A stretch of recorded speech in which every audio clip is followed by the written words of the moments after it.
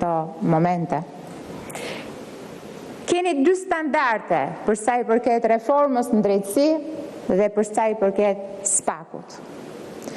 Kur SPAK thret Saliun dhe Lozni ku kam qefti me zarfin, i cili është zarfi që pret 15 vite populli shqiptar për drejtësi, për një vrasje shtetërore në 21 janar, atëhere SPAK-u ndikohet nga Edi Rama.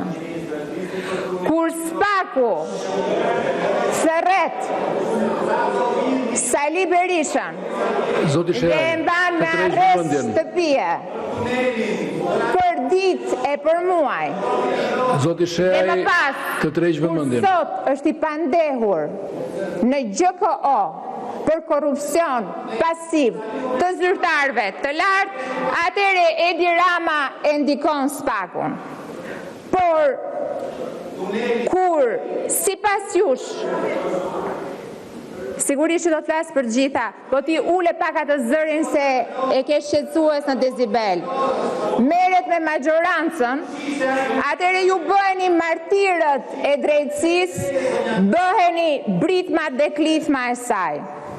Deputet opozitar, detyra e një opozite është oferta politike e saj, ndryshe nga oferta politike e majorancës.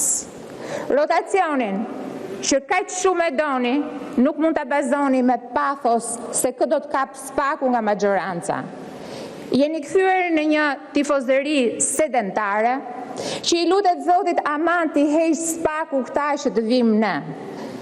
Por rotacioni bëhet me vot dhe jo me lutje Eduard Trokitje.